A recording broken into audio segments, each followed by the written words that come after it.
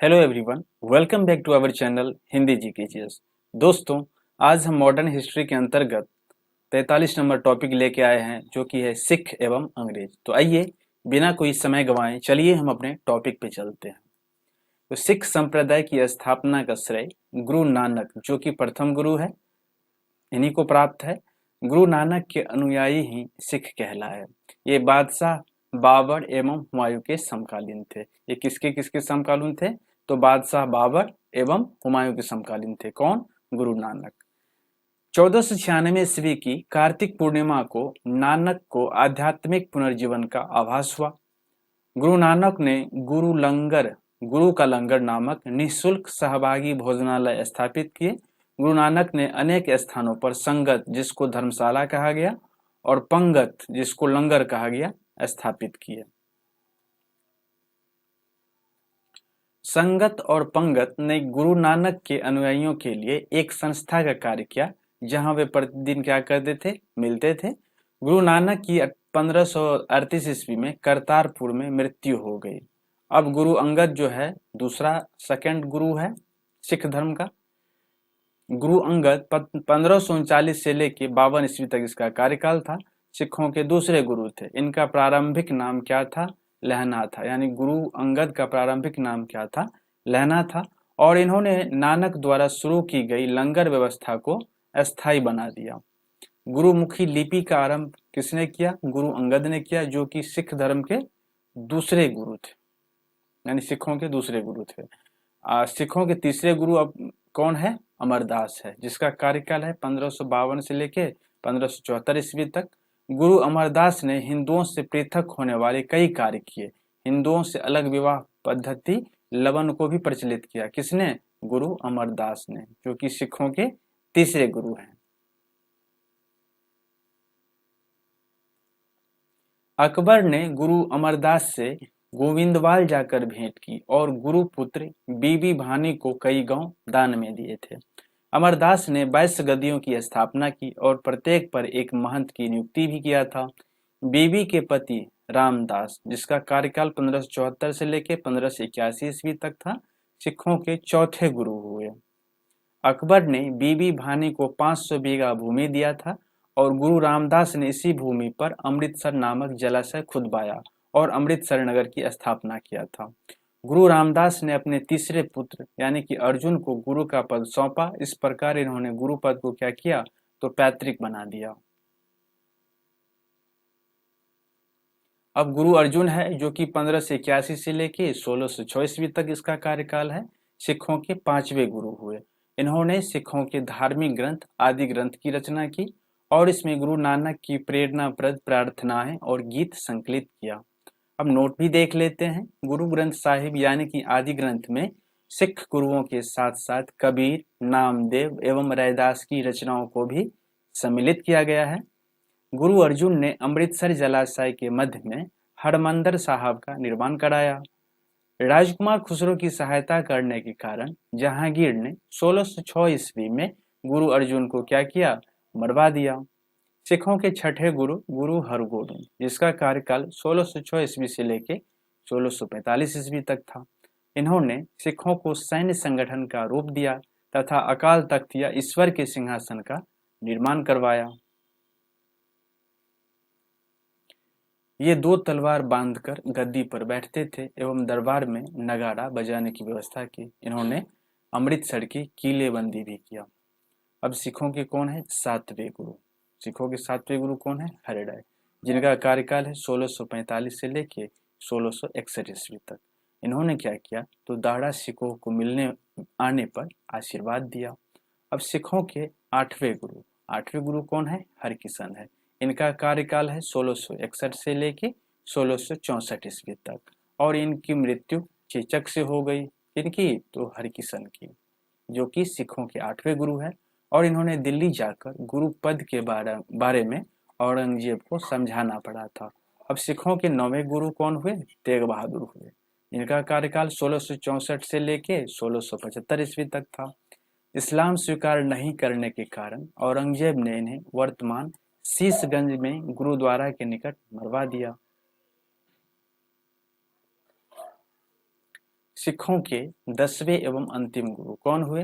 गुरु गोविंद सिंह। इनका कार्यकाल है 1675 से लेके 1708 ईस्वी तक, और इनका जन्म है 1666 ईस्वी में पटना में हुआ था। किनका जन्म? गुरु गोविंद सिंह का, जो कि सिखों के अंतिम गुरु थे और 10वें गुरु थे। गुरु गोविंद सिंह अपने को सच्चा पातशाह कहा। इन्होंने सिखों के लिए 5 ककार अनिवार्य किया, अर्थात प्रत्येक सिख को केस, कंघा, कृपान, कच्छा और करा रखने की अनुमति दी, और सभी लोगों को अपने नाम के अंत में सिंह शब्द जोड़ने के लिए कहा। गुरु गोविंद सिंह का निवास स्थान आनंदपुर साहिब था। गुरु गोविंद सिंह का निवास स्थान कहाँ था? आनंदपुर साहिब था, एवं कार्यस्थली पाओता थी। गुरु गोविंद सिंह ने फारसी में जफरनामा लिखे थे। इनके 2 पुत्र फतेह सिंह एवं जोरावर सिंह को सरहिंद के मुगल फौजदार वजीर खान ने दीवार में क्या किया? चिनवा दिया था।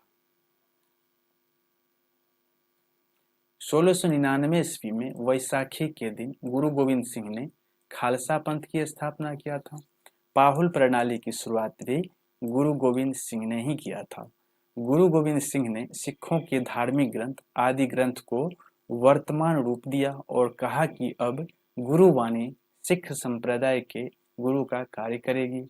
गुरु गोविंद सिंह की हत्या 1708 ईस्वी में नांदेड़ नामक स्थान पर गुल खां नामक पठान ने कर दिया था। बंदा बहादुर, इनका जन्म 1670 ईस्वी में पूंछ जिले के रजौली में हुआ था, और इसके बचपन का नाम था लक्ष्मण दास। किसके बचपन का नाम? तो बंदा बहादुर के बचपन का नाम लक्ष्मण दास था। बंदा का उद्देश्य था पंजाब में एक सिख राज्य की स्थापना करने का। इसके लिए इन्होंने लोहगढ़ को राजधानी बनाया, और इन्होंने क्या किया? गुरु नानक एवं गुरु गोविंद सिंह का नाम सिक्के भी चलवाए। बंदा बहादुर ने सरहिंद के मुगल फौजदार वजीर खां की हत्या कर दी। मुगल बादशाह फारुखसियर के आदेश पर 1716 ईस्वी में बंदा सिंह को गुरदासपुर नंगल नामक स्थान पर पकड़कर क्या किया? तो मौत के घाट उतार दिया। शाहदरा जो है कत्लगढ़ी के नाम से भी विख्यात है, जहां बंदा ने हजारों मुगल सैनिकों को मौत के घाट उतार दिया था। बंदा की मृत्यु के बाद सिख कई कई छोटे टुकड़ों में बट गए थे। 1748 ईस्वी में नवाब कर्पूर सिंह की पहल पर सभी सिख टुकड़ियों का दल खालसा में विलय हो गया था। दल खालसा को जस्सा सिंह आहलूवालिया के नेतृत्व में रखा गया, जिसे बाद में 12 दलों में विभाजित किया गया था। इसे मिसल कहा गया। मिसल अरबी भाषा का शब्द है जिसका अर्थ समान होता है। रणजीत सिंह का जन्म गुजरांवाला में 2 नवंबर 1780 ईस्वी को हुआ था, सुकरचकिया मिसल के मुखिया महासिंह के यहाँ। इनके दादा चरत सिंह, किनके दादा? तो रंजीत सिंह के दादा। 12 मिसलों में सुकरचकिया मिसल को प्रमुख स्थान दिला दिया था। 1798 से 99 ईस्वी में रंजीत सिंह लाहौर का शासक बना। 25 अप्रैल 1809 ईस्वी को चार्ल्स मेटकॉफ और महाराजा रंजीत सिंह के बीच अमृतसर के संधि हुई। अमृतसर की संधि किसके किसके बीच हुई? तो चार्ल्स मेटकॉफ और महाराजा रंजीत सिंह के बीच हुई। रंजीत सिंह का राज्य 4 सूबों में बटा था: पेशावर, कश्मीर, मुल्तान एवं लाहौर। महाराजा रंजीत सिंह का विदेश मंत्री फकीर अजीजुद्दीन एवं वित्त मंत्री दीनानाथ था। 7 जून 1839 ईस्वी में रंजीत सिंह की मृत्यु हो गई। प्रथम आंग्ल सिख युद्ध 1845 से 46 ईस्वी में हुआ एवं द्वितीय आंग्ल सिख युद्ध 1849 ईस्वी में हुआ। अब अंग्रेजों एवं सिखों के मध्य हुई संधि भी देख लेते हैं। लाहौर की संधि जो कि 9 मार्च 1846 ईस्वी को हुआ। भैरोवाल की संधि 22 दिसंबर 1846 ईस्वी को हुआ। इस संधि के तहत राजा दलीप सिंह की संरक्षण हेतु अंग्रेजी सेना का प्रवास पंजाब में मान लिया गया। वहीं पे 20 अगस्त 1847 ईस्वी को महारानी जिंदा को राजा दलीप सिंह से अलग कर 48,000 वार्षिक पेंशन देकर शेखपुरा भेज दिया गया। द्वितीय आंग्ल सिख युद्ध के दौरान पहली लड़ाई चिलियानवाला की लड़ाई सिख नेता शेर सिंह एवं अंग्रेज कमांडर गफ के मध्य लड़ी गई। दूसरी लड़ाई गुजरात के चिनाब नदी के किनारे चार्ल्स नेपियर के नेतृत्व में अंग्रेजों ने 21 फरवरी 1849 ईस्वी को लड़ी। इस युद्ध में सिख क्या हुआ? बुरी तरह पराजित हुए। लॉर्ड डलहौजी की 29 मार्च 1849 की घोषणा द्वारा संपूर्ण पंजाब का विलय अंग्रेजी राज्य में कर लिया गया और महाराजा दलीप सिंह को 50,000 पाउंड की वार्षिक पेंशन दे दी गई और उसे शिक्षा प्राप्त करने के लिए इंग्लैंड भेज दिया गया। सिख राज्य का प्रसिद्ध हीरा कोहिनूर को महारानी विक्टोरिया को भेज दिया गया। तो दोस्तों, आज का टॉपिक इसी जगह एंड हो रहा है। मिलते हैं पुनः एक नए टॉपिक के साथ।